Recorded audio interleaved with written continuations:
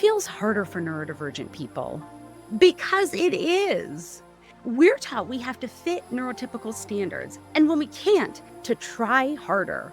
But that's not the answer.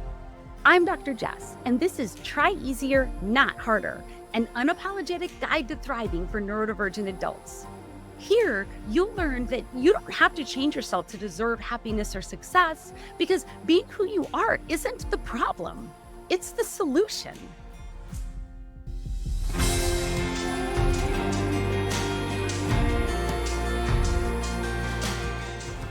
One more thing.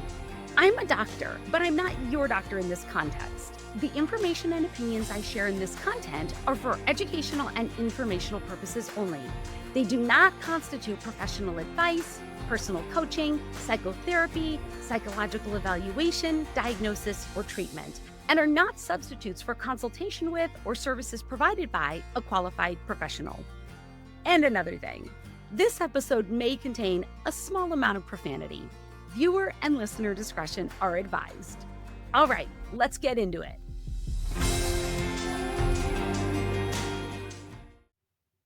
Hello, my friends, and welcome. Today, I'm going to talk about the huge hidden cost of being neurodivergent. This is something that has tremendous real-time impact on many neurodivergent adults.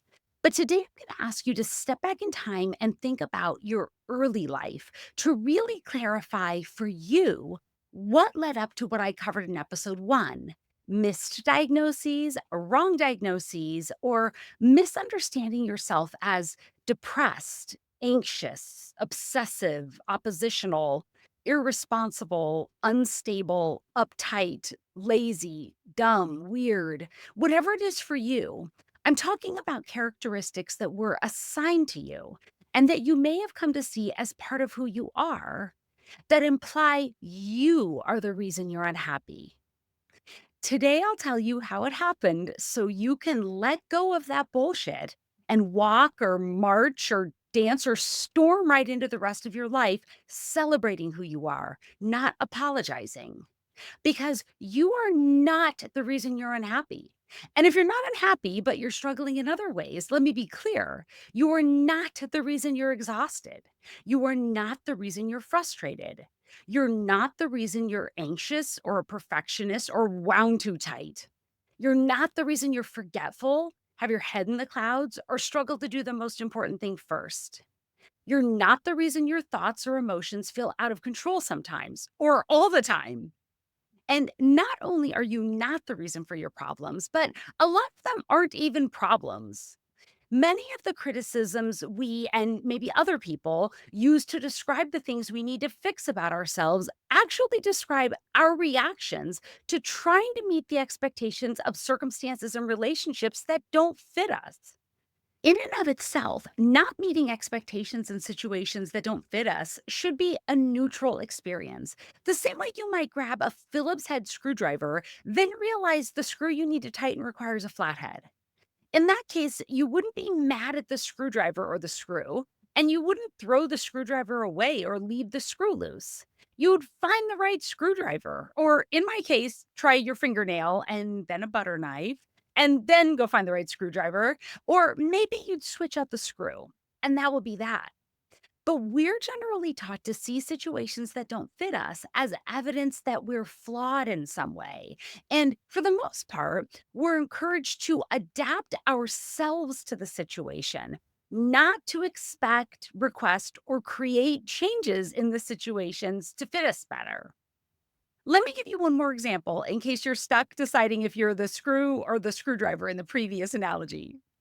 If you ran a mile in shoes that were way too small, and afterward your feet were blistered and even bloody, you wouldn't think there was something terribly intrinsically wrong with your feet, right? It was the damn shoes. And if you're thinking, yeah, but there must be something wrong with me if I ran a mile in shoes that were tearing at my feet, hold that thought. For now, let's back up a little and start with how we got here. First, a quick reminder that when I say neurodivergent or neurodivergence, I'm referring to significant variation in a person's brain functioning relative to that of the general population. This variation is present from birth, and because development is more closely monitored in childhood than during other periods of our lives, differences are usually noticed then, but can easily be and often are missed or misattributed. Even though neurodivergence is a natural state that should be met with understanding, acceptance, and support, neurodivergent children's differences are often corrected and even disciplined.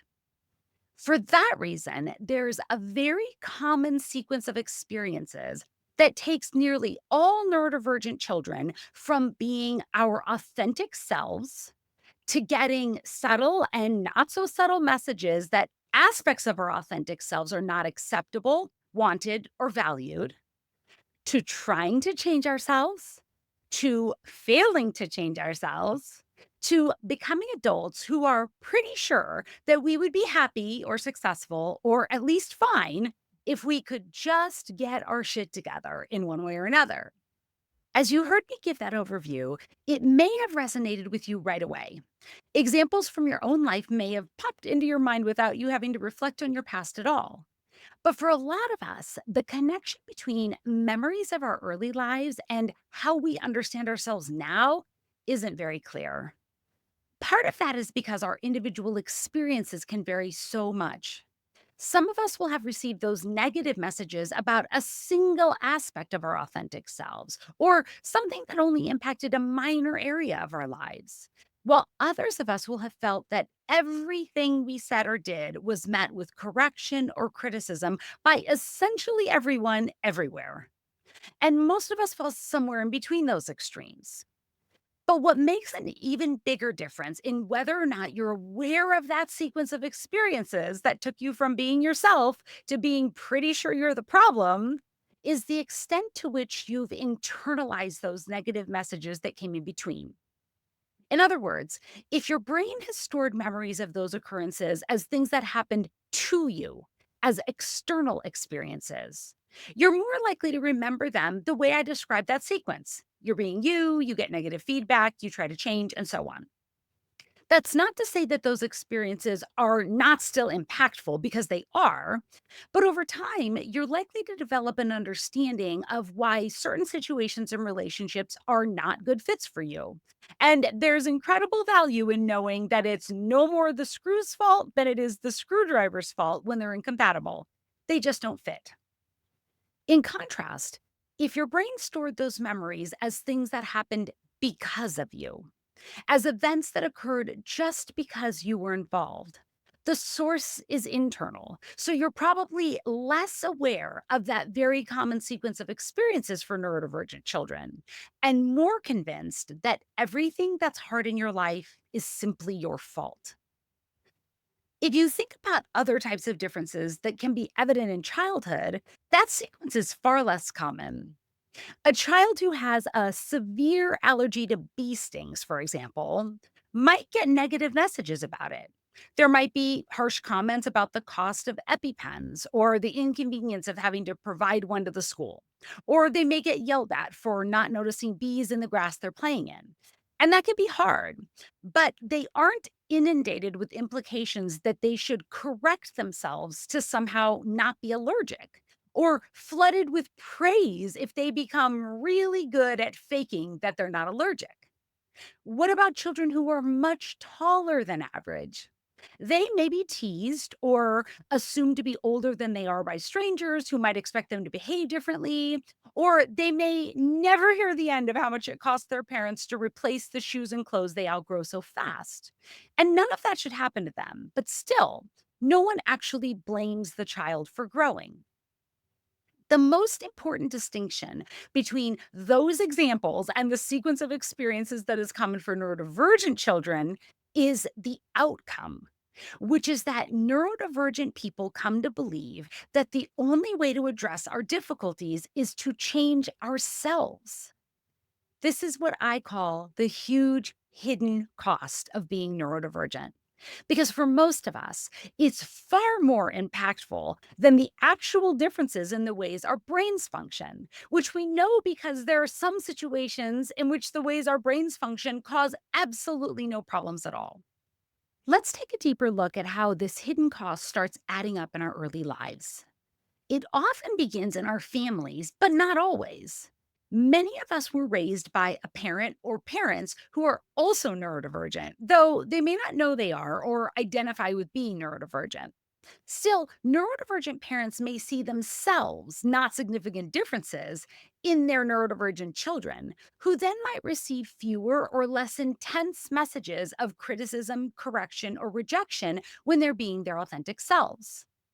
That can also be the case for neurodivergent children who have a parent or parents who are very attuned to them. Parents like this anticipate and meet their neurodivergent child's needs often before the child is even aware of them. Examples of this are a parent providing a lot of opportunities for physical activity for a child who needs that, or a parent removing a child from an overstimulating environment before it becomes a problem, or a parent encouraging a child who has difficulty explaining big emotions with words to use art to express themselves. Those types of parental actions can normalize and validate a neurodivergent child's differences. But even parents who are themselves neurodivergent or are naturally attuned have usually been socialized as people and as parents to expect some amount of compliance from children. So there's typically some correction of a neurodivergent child's instincts. It's important to note that children accrue the hidden cost of neurodivergent even when messages of correction are given as loving guidance. And I don't say that to place unnecessary blame on parents or anyone else, but to help you understand how you got here. I often hear neurodivergent adults deny themselves any acknowledgement of being impacted by the actions of people they love. They'll say things like, I can see why my parents treated me the way they did because I was a handful. Or, my grandmother always made me feel really bad about myself, but I don't like to talk about that because I had it so much better than a lot of other people. One of the trickiest things to accept about life is that two things that seem to oppose each other can be true at the same time. So you can know your big brother loved you and that the way he would complain about how long it took you to do your chores is the voice you still hear in the back of your head as your blood pressure spikes whenever you try to do anything within a time limit. We can be overwhelmed with gratitude for our families and wish they'd known more about how their actions would impact us. Can you think of examples from your own life of messages you received in genuinely loving and supportive ways that also forced you to shut some part of yourself down or made you feel like an outsider no one could possibly understand? Maybe you love to just sit in the den with your grandpa during family gatherings, but your mom would always say, "Come on now, go play with your cousins. You're hurting their feelings ignoring them like this." Or you used every ounce of self control to manage your energy in school because you absolutely loved your teacher. So, sitting at the kitchen table doing your homework was like torture. And your dad would say, "See how your sister does her homework fast so she can go play? Just do it like that. You don't want Mrs. Smith to think you don't care about what she's trying to teach you." On the flip side of those experiences are parents who perceive their neurodivergent children to be completely different from themselves, who aren't at all attuned, or who have rigid models or ideas about parenting that prioritize getting obedience from children through authority or force if necessary. Rigid parenting is difficult for kids, regardless of where they are in the range of neurodiversity. But overall, neurodivergent kids with those kinds of parents fare worse because they're more likely to have difficulty fitting in other settings as well. So the hidden costs are cumulative. And lastly, in terms of families, are the messages we get from siblings and other family members, as I've already mentioned in a couple examples. Extended family members will subconsciously compare a neurodivergent child they don't see often to a mental prototype of a child that age, which usually makes the neurodivergent child's differences very apparent and somehow open to commentary. Whereas a parent may have no problem with their neurodivergent child wearing earbuds at a loud, crowded restaurant, Uncle Steve may have no reservations about telling the child they're being rude. Or grandma, who hasn't seen the family in 5 years, may deliver an unsolicited speech about how she was an aide in a special education classroom 35 years ago. So she knows what autism looks like. And so, the actually autistic child, is just faking it. Uncle Steve and Grandma might feel better for getting those things off their chests while the hidden costs to those children are growing. Sibling dynamics are complicated to begin with, but they can be hugely impacted by one of them getting a higher level of support or attention from parents or other family members. Of course, neurodivergent children aren't responsible for parents being more focused on their needs than their siblings, but siblings who feel neglected or ignored can rarely see that, and that's not their responsibility either. So some of them can be pretty mean when they're taking their frustrations out on the person who seems responsible. Neurodivergent siblings can also be in the role of the perfect or easiest child if they've already mastered the skill of avoiding criticism at all costs. This can cause neurotypical siblings to be perceived as problem children, when in fact, they're just making and learning from typical age appropriate mistakes. Even though the perfection everyone praises comes at considerable cost to the neurodivergent child who is terrified of making mistakes, sibling relationships are complicated just as much by having a sibling who sets the bar impossibly high as by having a sibling who gets all of mom's attention or always gets to pick the restaurant because they only eat five things. All of that being said, the hidden cost of being neurodivergent really starts racking up when kids go to school. There are more reasons for this than I could ever cover in a single episode. So I've condensed them to an overarching principle, which is this. Generally speaking, most educational systems have one definition of success in each area. This includes academic tasks, but also communication, social skills, behavior, and how emotions are expressed. Think back to your own childhood. For the most part, teachers taught one right way to print each letter of the alphabet, to do addition, to ask for something, to play with peers, to eat your lunch, and on and on. Then they measured how well you could do each thing the one right way, right? And this is not in any way a castigation of teachers, many of whom go out of their way to accommodate children's differences. But as a system overall, especially in the US, there aren't enough resources to allow children to learn differently or even be significantly different, or to assess their learning, communication, social skills, behavior, and emotional expression in more broad or dynamic ways. So, most of us were taught the one right way to do each thing, then given a number or letter grade to describe how well we could do each thing the one right way, even if we could do it better another way. That means that if you were a child who could tell anyone in articulate detail about the Revolutionary War, the life cycle of a butterfly, or Louis Armstrong's music, the grade you would have received for a written report on the subject wouldn't reflect your knowledge or your use of language to express that knowledge. If you had messy handwriting, spelled poorly, couldn't sit still long enough to finish a written report, or exceeded the page limit because you knew more about the topic than you could fit in a few pages, and all of it seemed equally important to you. On top of that, school also meant being surrounded by a large group of peers who were all measuring themselves and each other and you against these one size fits all standards. And here's the rub: most of your peers, an estimated 7 or 8 out of 10, could learn all of the things the way they were taught, could demonstrate their learning in ways teachers could measure accurately, and did those things naturally without suppressing their instincts and natural ways of processing, and without having to separate who they are from who everyone wants them to be. But the neurodivergent kids an estimated 2 or 3 out of every 10 couldn't learn all of the things or couldn't learn them the one way each of the things was taught or couldn't demonstrate that they knew the things in the ways the teacher or their peers or their parents were measuring them.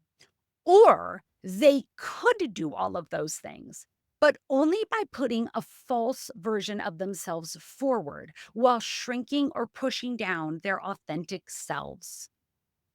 Can you imagine if we had a way to quantify the hidden cost of that? Especially when you consider that it applies not just to academic performance, but to having teachers' approval, encouragement, and support, how we were treated by peers, and whether or not we had real friends, people who knew and accepted our true selves. Even if a young person has a neurodivergence diagnosis and knows that they do, and knows something about what it means, most neurodivergent people at any age do not have a full understanding of the ways neurodevelopmental differences impact all areas of our lives. So instead of understanding and accepting the ways we're different from others, like you would if you were taller than your classmates or had to carry an EpiPen because of a life threatening allergy to bee stings, as neurodivergent kids, we saw our neurodevelopmental differences as flaws or failings, things we needed to work on, things we needed to change, things that were wrong with us. What we didn't know is that we were comparing ourselves to standards that didn't fit us.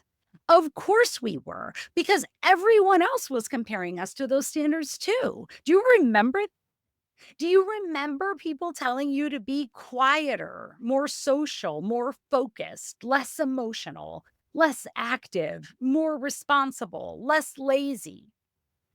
If you thought about it, could you estimate the cost of those comments, whether they were made lovingly or critically?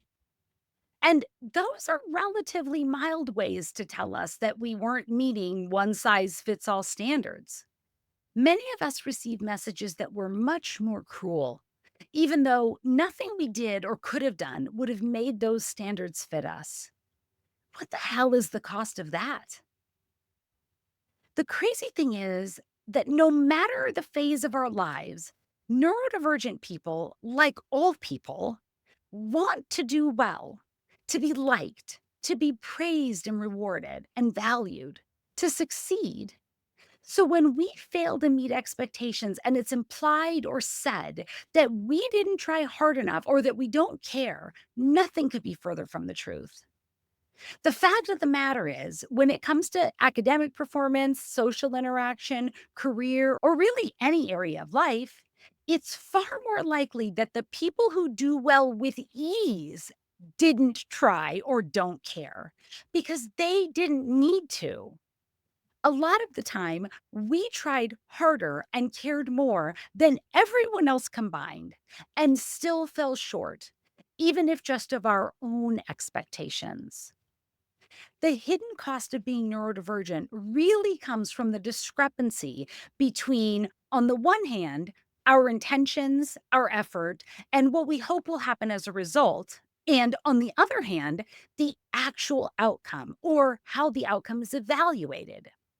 That discrepancy causes an incredible amount of internal strain. We're on edge. We're overwhelmed. We push ourselves too hard. We prioritize the wrong things. We over prepare and become perfectionists to try to avoid the pain of criticism and failure. We're control freaks. We're exhausted and hopeless. We lash out or we check out. We distract ourselves with things that make us feel good. We aim lower. And maybe eventually we actually do stop trying because then we can't fail.